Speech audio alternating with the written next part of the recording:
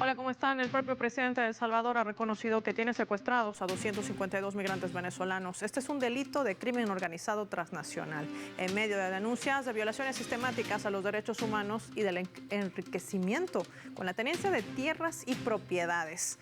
¿Qué representan estos movimientos ante la propuesta que ha lanzado también el presidente Donald Trump de construir más cárceles en El Salvador? Analicemos los hechos hoy en El Mapa. Bienvenidos.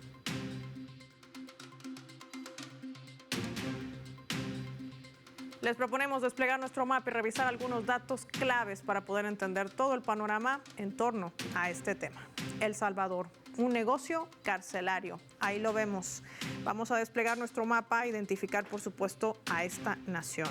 Ahí está, con los colores de su bandera, El Salvador. Ahí se encuentra el centro de confinamiento del terrorismo. Le han nombrado Secot, la megacárcel construida por el gobierno de Nayib Bukele, una capacidad de 40,000 reclusos. Se ha convertido en el centro de un negocio penitenciario. El primer envío de 261 migrantes deportados de Estados Unidos ha representado una ganancia de aproximadamente $6 millones, lo que se traduce en $20,000 por cada migrante. Bukele afirmó que estos fondos ayudan a sostener el sistema penitenciario de El Salvador, justificando así su medida, una cifra que ha considerado mínima en comparación con los $200 millones anuales que necesita este centro de terrorismo para poder seguir funcionando. Por otra parte, también se han revelado investigaciones de las denuncias que han hecho los familiares de los detenidos bajo este régimen de excepción. Sí, un régimen de excepción que rige para los ciudadanos salvadoreños. Denuncian que se les exige el pago de $170 mensuales para proporcionar alimentos y productos básicos a sus seres queridos. Este pago es además obligatorio, ya que los reclusos no pueden recibir suministros desde el exterior. Los $170 se distribuyen en conceptos como alimentación, $35, artículos de higiene, $15, vestimenta, $30, limpieza de áreas comunes, $20, misceláneos, $70. Son prácticas que han generado acusaciones de corrupción, nepotismo dirigida a la administración de Bukele. Pero también se suma otro elemento. El fiscal general de Venezuela, Tarek William Saab, señalaba que acuerdos que han marcado estas denuncias en torno al gobierno de El Salvador es una violación sistemática hacia los derechos humanos. ¿Qué está sucediendo en esta nación? Y qué marca, por supuesto, el movimiento de lo que podría quizás implementarse como una doctrina.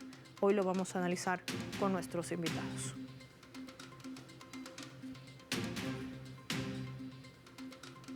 Un mapa que parece increíble. Orlando Romero nos acompaña en directo para El Mapa. Bienvenido a Telesur. Qué gusto tenerlo con nosotros. Saludos para ti, Paola, y para nuestros espectadores. Pareciera que estamos frente a una película de acción, dirían algunos, el Secot.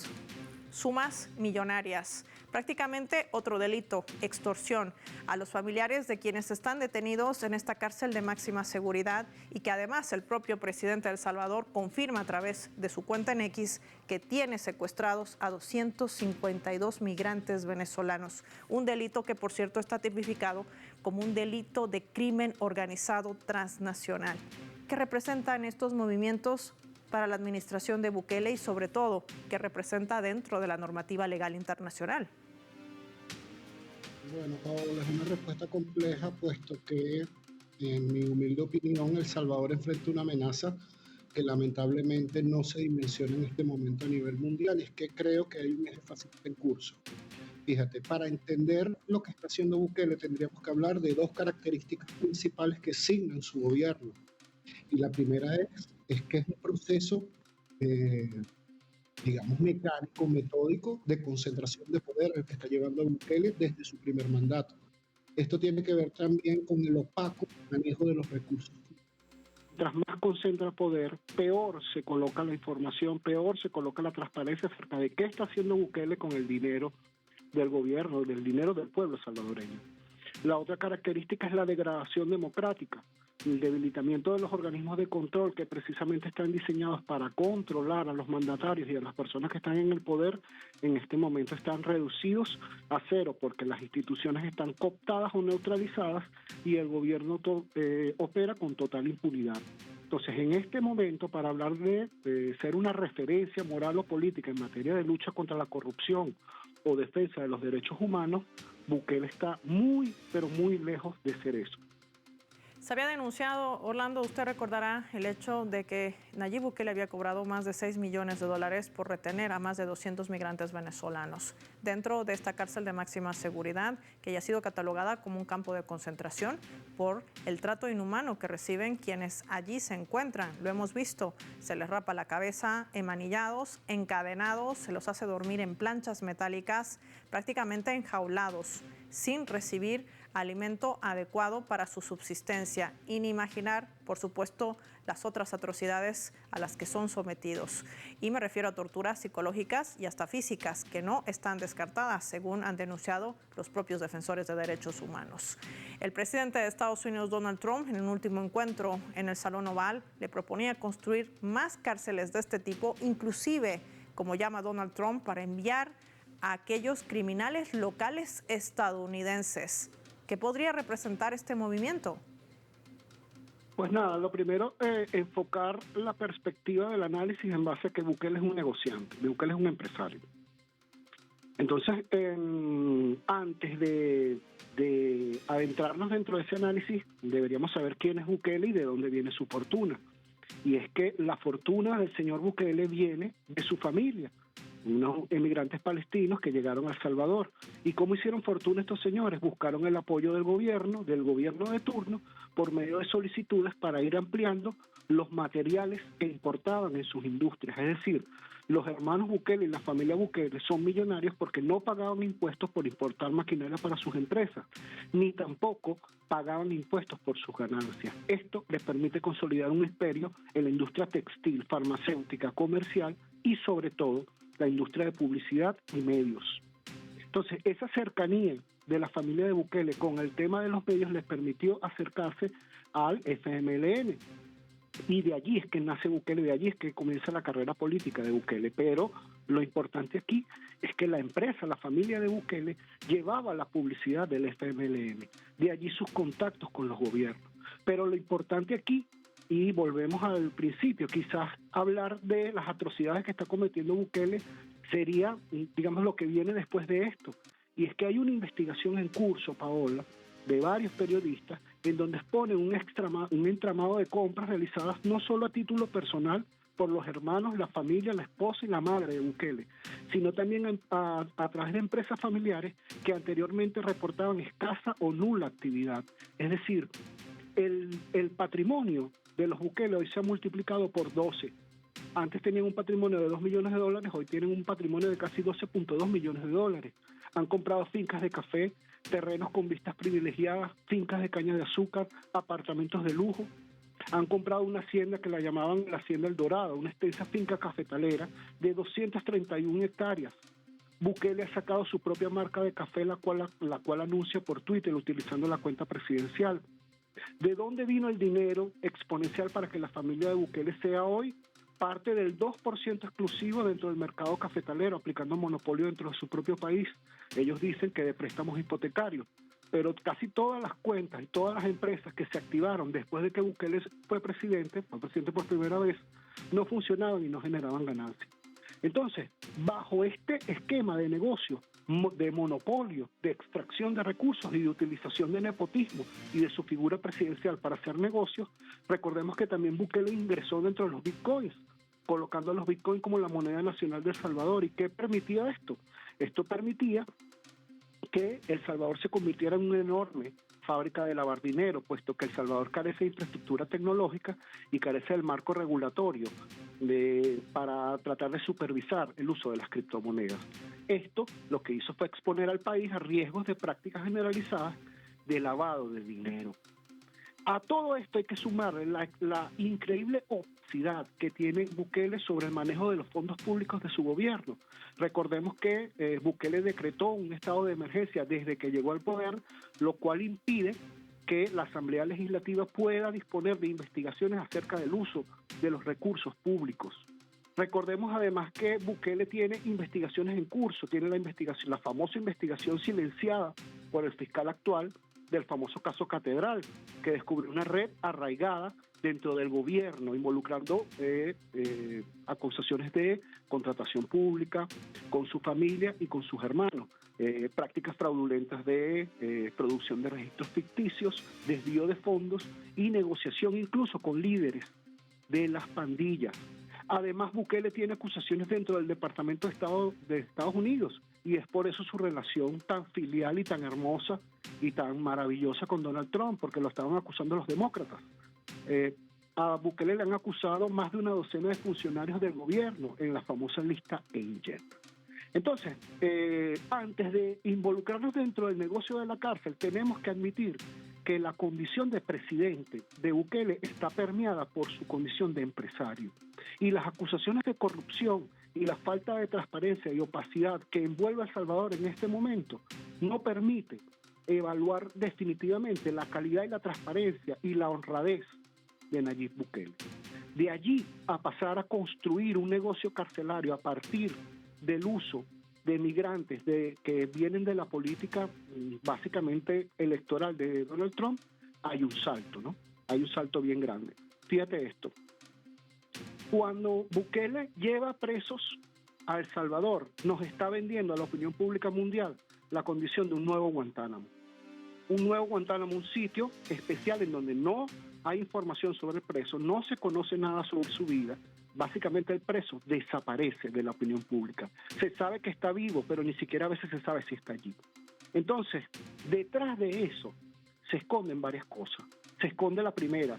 Los presos pueden lograr rebaja de pena si trabajan en programas manejados por el gobierno, como confecciones y obra pública. Qué casualidad que la industria de los Bukele sea la industria textil. Segundo punto, son miles los presos que han aceptado la propuesta, con lo cual garantiza mano de obra gratis, como muestra el propio presidente con los cientos de presos trabajando en máquinas de coser o construyendo carreteras o incluso limpiando ríos. Y este sistema carcelario es el que realmente está escondido, es el que se esconde detrás de estas deportaciones. ¿Qué pasa también allí? Hay otro factor que quizás no se está tomando mucho en cuenta, y es que dentro de las personas que están trasladando a Estados Unidos a El Salvador se encuentran ex líderes de pandillas que tendrían mucho que decir a las autoridades norteamericanas acerca de los negocios y la manera como se rindieron, entre comillas, esas pandillas en El Salvador, Paula. Y además estamos hablando también de campos de explotación laboral. Quizás sea también lo que escuda la administración de Trump cuando dice que vengan las empresas a Estados Unidos. Campos de concentración como lo hacían después, o antes, mejor dicho, o en plena guerra de la Segunda Guerra Mundial. Recordemos bien cómo se los llevaban en los alrededores. Nunca ninguno dentro de Alemania. Agradecer como siempre a Orlando Romero Harrington por habernos acompañado y compartir su análisis también hoy en El Mapa. Vamos nosotros a marcar una pausa y lo hacemos revisando nuestra escala.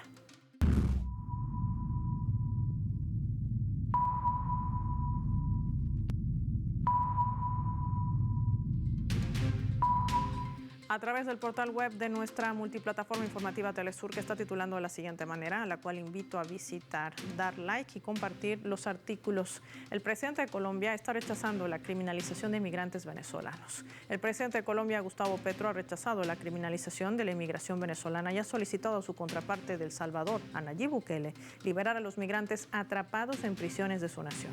El mandatario ha manifestado en su perfil de su red social X que ningún demócrata latinoamericano puede aceptar como principio una república en la que por los delitos de la extinta banda Tren de Aragua se penalice a toda la población venezolana fuera de su país, decía Gustavo Petro. También ha rechazado con vehemencia la postura adoptada por el presidente de El Salvador. No, señor Bukele, le dice, muy mal, no aceptamos. Y la justicia estadounidense no acepta que se criminalice a los niños y niñas de Venezuela, la tierra madre de Bolívar. Lo expresaba también antes de finalizar su observación, planteando una demanda a su compañero de la nación centroamericana. Entréguenos a los colombianos que tienen en sus cárceles, deje libre al pueblo venezolano, porque ese pueblo sí sabe gritar libertad. Los migrantes no son criminales, sentenciaba el presidente de Colombia. Ya volvemos.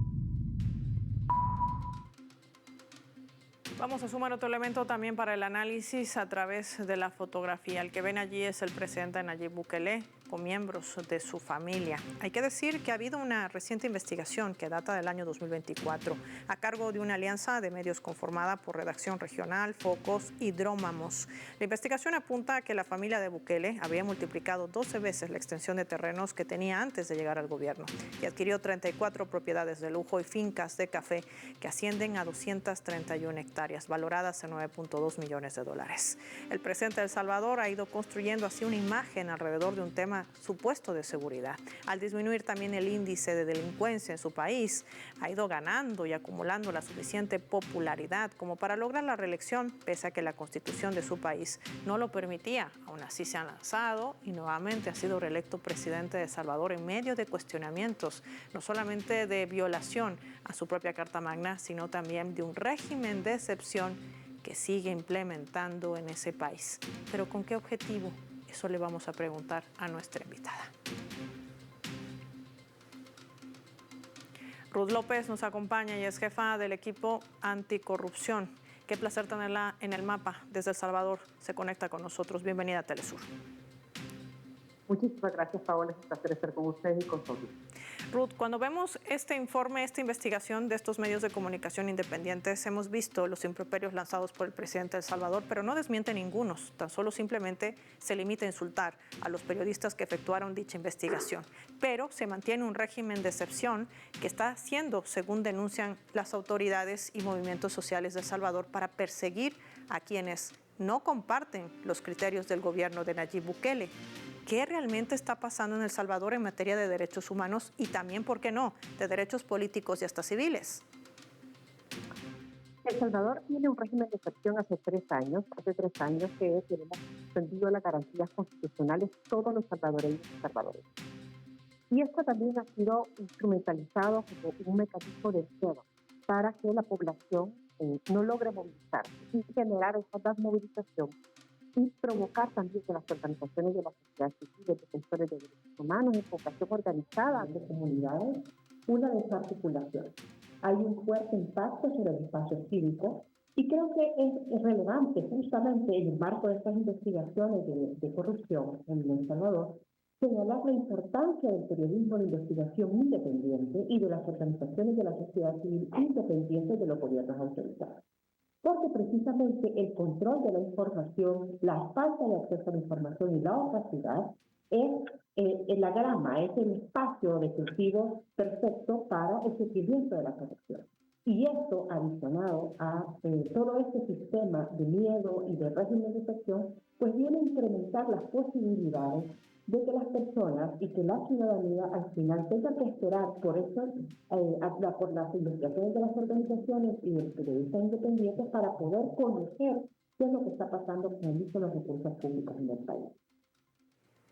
Y esto además, Ruth, cuando marca un punto de inflexión, me gustaría compartir contigo nuestra leyenda, porque me gustaría conocer tu impresión en torno también a esta temática, que quizás es uno de los casos más emblemáticos también para Venezuela y, ¿por qué no?, para la migración latinoamericana. Veamos.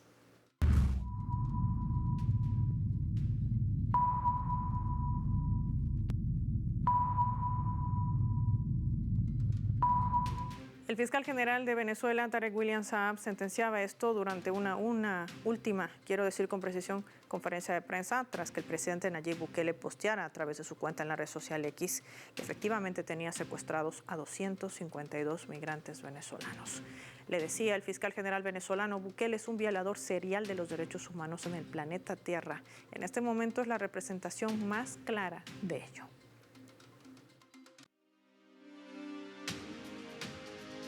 Ruth, ¿qué más pruebas necesita el alto comisionado de Derechos Humanos de Naciones Unidas para pronunciarse? Volker Turk, que hasta el momento mantiene un silencio. ¿A qué se debe? Las organizaciones de la sociedad civil en El Salvador hemos mantenido una constante denuncia hace muchos años sobre la actuación irregular y violatoria de derechos humanos en un total abuso de poder en El Salvador. Esto realmente no ha tenido el acompañamiento de todas las organizaciones internacionales, de todo el sistema internacional de protección, desde el sistema interamericano, el mismo sistema de Naciones Unidas, que definitivamente tendría que haber llamado mucho más la atención. Ya hay algunos pronunciamientos previos, sin embargo la situación reciente, por ejemplo, que tenemos con las deportaciones de más de 200 venezolanos, que también están marcando un punto de inflexión para el sistema internacional de derechos humanos. Y por lo tanto esperamos que también, mediante todas las acciones que estamos realizando ante distintas instancias, que exista un pronunciamiento contundente, que no puede esperar más. Estamos hablando de más de un mes de una situación irregular para estos venezolanos, que muchos de ellos han contactado a las familias de ellos han contactado a nuestra organización y estamos brindando asistencia a más de 126 familias. Familias que además no conocen del estado de sus familiares, pero que creo que es importante también rescatar de que esta es la situación en la que se encuentran miles de salvadoreños. En El Salvador hay más de 85.500 personas detenidas, todos criminalizados, a todos se les ha etiquetado como criminales, de la misma forma que hoy Estados Unidos está etiquetando como criminales a nuestros hermanos migrantes. Entonces, migrar, además, no podemos olvidar que es un derecho humano. De ahí que llama mucho la atención cómo esta connotación internacional que ha tomado estos casos de los venezolanos, también el caso de salvadoreños que han sido expulsados del territorio norteamericano, esté generando todo este movimiento internacional, pero que tengo que ser muy clara de decir que es lo que nosotros estamos viviendo ya hace más de 3 años. Datos y cifras alarmantes que proporciona nuestra invitada Ruth López de lo que deja este régimen de excepción que ya tiene 3 años y que sigue con la persecución y violación sistemática de los derechos humanos. Agradecer como siempre su tiempo y haber atendido nuestra llamada hoy en el mapa de Telesur. Vamos a finalizar el programa y lo hacemos revisando nuestro vector.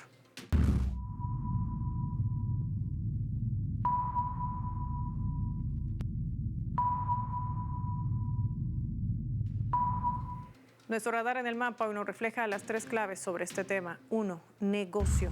La familia de Nayib Bukele ha multiplicado por 12 veces la tenencia de tierras en tan solo 5 años de su mandato a la presidencia de El Salvador, muchas de ellas avasallando propiedades de lugareños, denuncias que revelan cómo ha crecido su patrimonio de manera exponencial, mientras el 28% de los salvadoreños están en pobreza extrema. 2. Secuestro. El propio presidente de El Salvador ha confesado que tiene 252 venezolanos migrantes secuestrados en el SECOT, esta cárcel convertida en un campo de concentración, reconociendo también la comisión de este delito transnacional. Y todo esto sucede ante el silencio del propio relator de derechos humanos de Naciones Unidas. La pregunta es ¿por qué? ¿Qué intereses están de por medio? Mucho dinero, sin lugar a dudas. 3. Ilegalidad. Hay que decir que también en medio de la permanencia de este estado de excepción, este régimen que lleva adelante la administración de Nayib Bukele, se siguen vulnerando los derechos de los ciudadanos al interior de ese país. Sí, un Bukele que ha tratado de vender una imagen supuesta de defensa de la seguridad, pero que está implementando una medida represoria, pasando por encima de la propia Constitución y de la propia Carta de Naciones Unidas. Soy Paola Pérez y nos vemos en una próxima edición del Mapa.